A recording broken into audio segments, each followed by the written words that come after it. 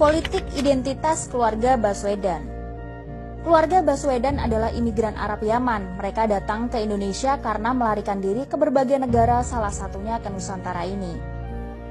Mereka dikenal sebagai kelompok Arab Hadrami yang berimigrasi ke Nusantara, merupakan kelompok miskin yang harus meninggalkan Arab karena ajaran dan tingkah laku mereka membahayakan politik pemerintah di masa itu. Dengan selalu mengatasnamakan agama untuk mencapai tujuan mereka.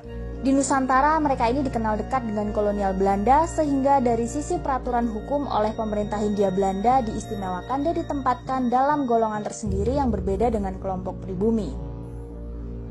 Di mana ketika itu pemerintah Hindia Belanda menerapkan aturan berdasarkan golongan, yaitu 1 golongan Eropa, 2 golongan Timur Asing, 3 golongan Bumi Putra.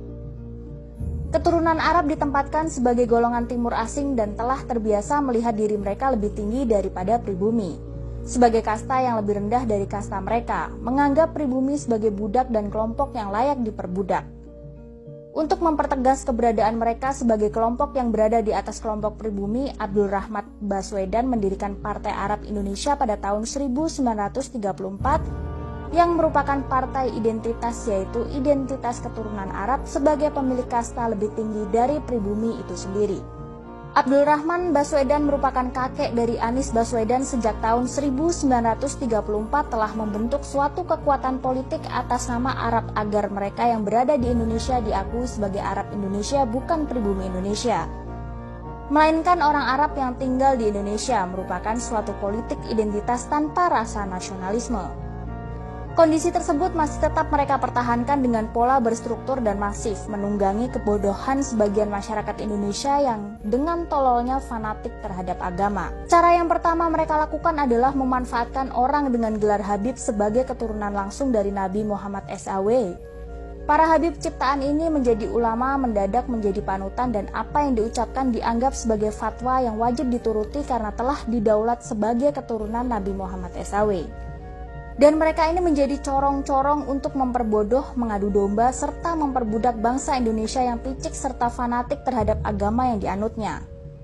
Kefanatikan terhadap agama membuat lupa bahwa dirinya adalah bangsa Indonesia, putra dan putri pribumi Indonesia. Hal ini bisa dibuktikan dengan beberapa hal, antara lain, FPI didirikan oleh Rizik Syihab menjadikan saudara kita yang fanatik tanpa otak menjadi budak politik agama. Anies Baswedan menjadi gubernur DKI dengan memperalat 58% masyarakat Jakarta yang fanatik agama dengan jargon gubernur seiman, dan sekarang timbul jargon Anies keren dengan tujuan tahun 2024 menduduki kursi presiden. Apakah bisa terbayang kalau Anies jadi presiden? Biar masing-masing kita merenungkannya, membayangkan bahwa NKRI tercinta ini akan menjadi negara Arab, kebudayaan dan warisan leluhur seperti adat istiadat akan musnah, kita akan menjadi warga yang layak diperbudak dan diperhamba bagi mereka.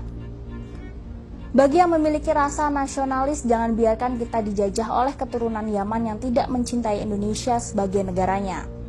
NKRI ini bukan milik Arab dan negara Timur Tengah manapun. NKRI tercinta ini adalah milik kita. Sadarlah kalian saudaraku yang mabuk agama, bahwa selama ini kalian adalah boneka, bahkan budak mereka untuk menguasai bahkan menghancurkan NKRI tercinta ini. Tulisan ini dilansir dari kata mereka, link aku sertakan di kolom deskripsi ya.